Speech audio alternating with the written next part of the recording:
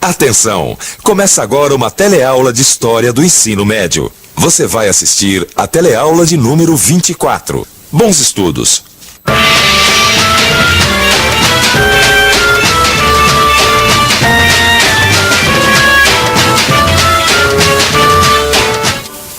Olá! Nas nossas últimas teleaulas, você viu como os portugueses ocuparam e exploraram suas colônias na América Portuguesa. Mas você sabe que a América não foi colonizada apenas pelos portugueses. Espanhóis e ingleses também exploraram suas colônias. Mas será que todas as experiências coloniais na América foram iguais? Como agiam os ingleses? E os espanhóis? Como será que os espanhóis exploraram e ocuparam suas colônias? A colonização espanhola e inglesa na América é o tema desta teleaula. Você vai ver por que as coroas europeias transformaram suas colônias em áreas de exploração econômica exclusiva. Como essas colônias impulsionaram as economias das coroas. E por fim, vai ver como algumas colônias inglesas na América do Norte conseguiram ficar à margem desse sistema. E atenção, que a nossa teleaula está começando agora.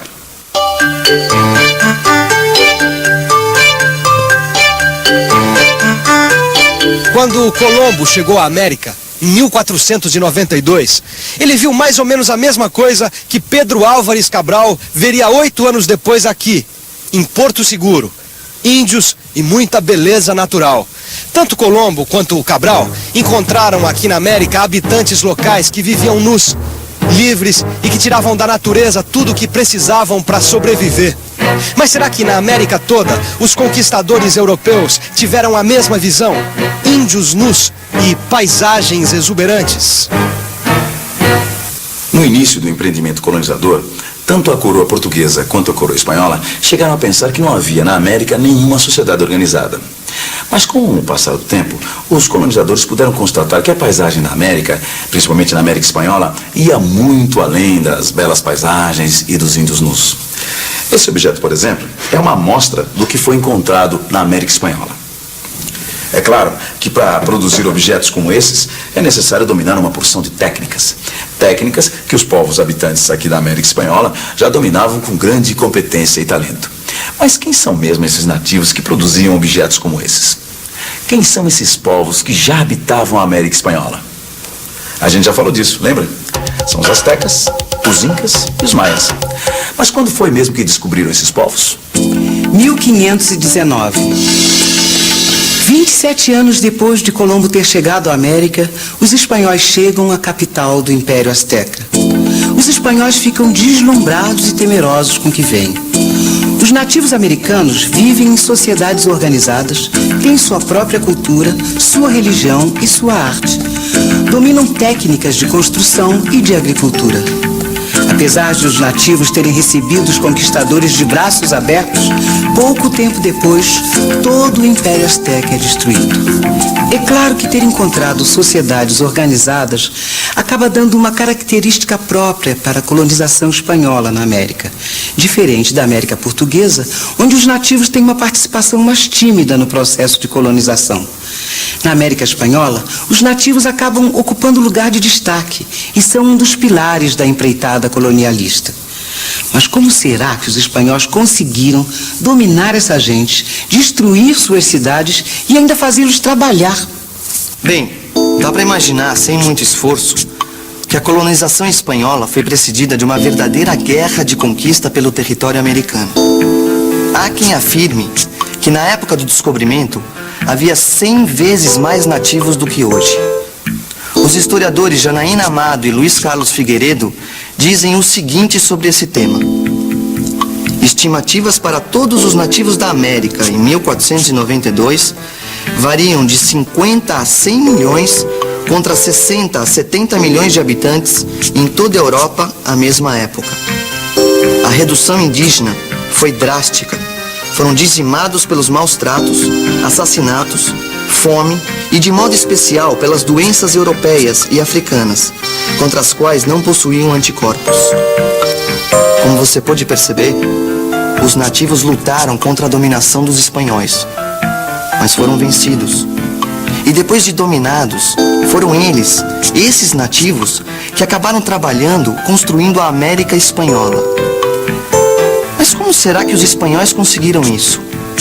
Será que eles escravizaram os nativos depois de dominá-los? Ou será que os nativos trabalharam espontaneamente para os conquistadores? Desde o começo da colonização, os conquistadores espanhóis quiseram escravizar os nativos. Para eles, essa era a única maneira de explorar as novas terras. Mas os colonizadores encontraram forte resistência da Igreja Católica, que era contrária à escravização dos nativos. Para a Igreja, o papel fundamental da Espanha na América era a salvação de almas pagãs. No meio disso tudo, entre a cruz e a espada, estava a coroa espanhola, que não podia ir nem contra a Igreja e nem contra os colonizadores. Para contornar a situação, a coroa espanhola acabou criando em 1513 uma lei chamada Guerra Justa. Observe que a escravidão, pura e simples, não era permitida. Mas populações nativas, consideradas hostis e que colocassem em risco os projetos da coroa espanhola, podiam ser escravizadas. E foi assim que um grande número de nativos foi feito escravo. De 1513 a 1540. Quase 30 anos depois de ter sido decretada, a lei da Guerra Justa é revogada e a escravidão é declarada inteiramente ilegal na América Espanhola. O fim da escravidão é em grande parte mérito da Igreja Católica, que durante esse tempo todo não deixa de pressionar a coroa espanhola. O fim da escravidão coincide com uma grande descoberta dos espanhóis na sua colônia. A descoberta das grandes minas de prata no Peru e no México. É o início da empresa mineradora na América Espanhola. Com a descoberta dos metais preciosos, mais uma vez o problema da mão de obra tem de ser enfrentado. Quem vai trabalhar nas minas? Quem vai extrair a prata? E o ouro? Quem vai garimpar? Pensou nos nativos? Então acertou. Mas como fazê-los trabalhar? A escravidão é ilegal. A guerra justa não existe mais. A solução desta vez veio com o nome de recolhimento forçado de nativos. E o que é isso? Recolhimento forçado de nativos? Trata-se de uma exploração de mão de obra que já era praticada nos impérios Inca e Azteca, antes mesmo dos espanhóis chegarem na América. Na verdade, assim como a Guerra Justa, o recolhimento forçado de nativos é uma tentativa de contornar a legislação contrária à escravização dos nativos. Os religiosos, mais uma vez, são contra. Mas, a despeito das críticas e das denúncias, os nativos vão para as minas. E o trabalho deles, esse trabalho compulsório, acaba se tornando uma das peças fundamentais da empresa mineradora espanhola na América. Ou seja, sem o trabalho desses nativos, a história da colonização espanhola e, sobretudo, a atividade mineradora teria sido totalmente diferente. Mas como trabalhavam esses nativos? Como será que era o trabalho nas minas? Os historiadores Manuel Lelo Belotto e Ana Maria Martinez Correia pesquisaram o assunto e nos dizem o seguinte: o trabalho é duro. O índio passa 8 horas na mina, mas as dimensões da galeria só permitem 4 horas de trabalho por trabalhador. Não se deve acreditar que o trabalho forçado seja gratuito. Não é uma escravidão. O mitaio, isto é, o requisitado, tem direito a um jornal em prata com o qual deve alimentar-se.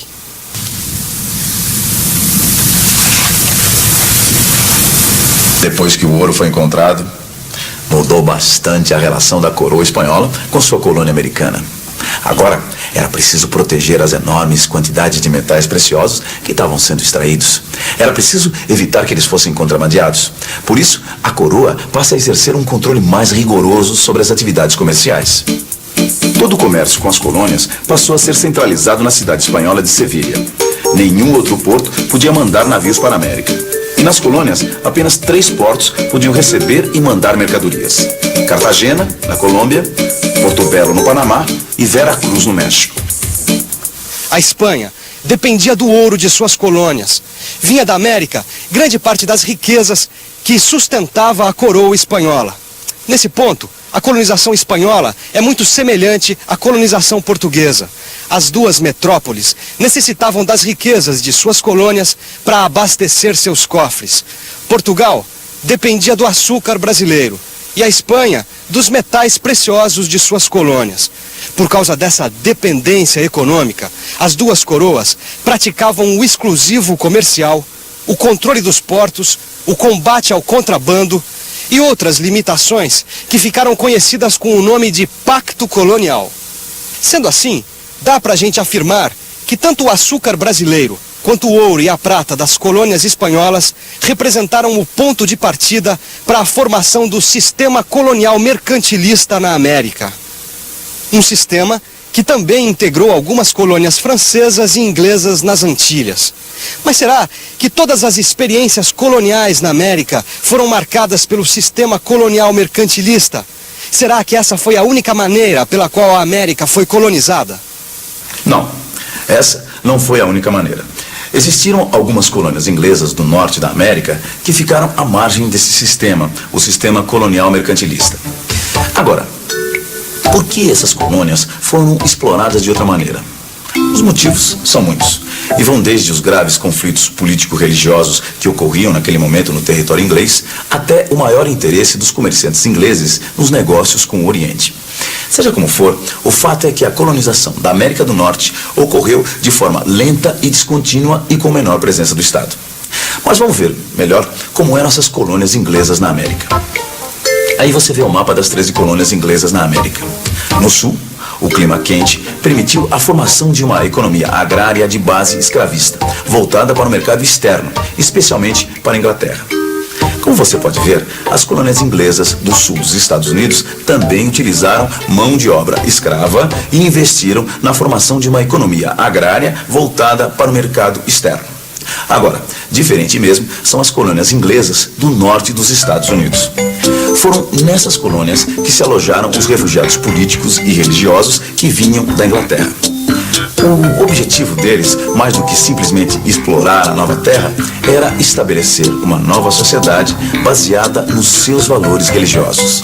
O clima mais frio do norte e do centro não permitiu que se criasse ali uma economia agrícola voltada para o mercado externo. Ao contrário do sul, no norte dos Estados Unidos se formou uma economia agrária de base familiar ou servil, voltada principalmente para o consumo interno.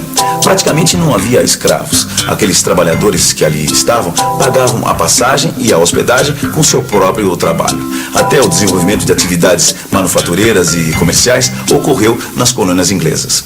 Só para você ter uma ideia, as colônias inglesas podiam se mover com tal liberdade que elas, inclusive, acabaram estabelecendo relações comerciais com portos de várias cidades do mundo, criando o chamado comércio triangular. Um comércio que interligava a economia norte-americana com a África e a Europa. Mas será que nem assim a coroa inglesa interferiu? Bem, é claro que quando a Inglaterra se deu conta de que as suas colônias começavam a ter autonomia, bem que ela tentou interferir no processo. Mas já não era tão fácil. É que os colonos da América do Norte, aproveitando a brecha da coroa inglesa, acabaram criando vários órgãos para representá-los. Quando a Inglaterra se deu conta, esses órgãos já estavam bem fortes e acabaram conseguindo garantir algumas liberdades políticas e econômicas que eles já tinham conquistado. Como você já viu, a não interferência da coroa inglesa foi um dos fatores que mais caracterizaram a colonização do norte da América. Um fato que diferencia bem essa colonização das ocorridas na América portuguesa e espanhola, marcadas pela forte intervenção das coroas ibéricas. E já que estamos falando nessas diferenças, que tal dar uma revisada nisso tudo que aprendemos? E atenção, se liga aí que é a hora da revisão.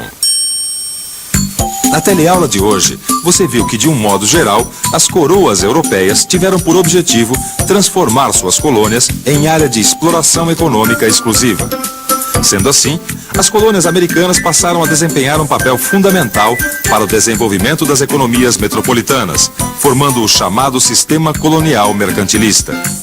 E por fim você viu que algumas colônias inglesas na América do Norte estiveram à margem desse sistema. Bom, como você viu nesta nossa teleaula de hoje, as coroas europeias, principalmente a espanhola e a portuguesa, exerciam rigoroso controle sobre suas colônias. Mas será que as colônias viviam apenas em função do que suas metrópoles desejavam? É claro que não. Independente da vontade das metrópoles, as colônias se transformavam a cada dia. Mas esse é um assunto da nossa próxima teleaula. Até lá!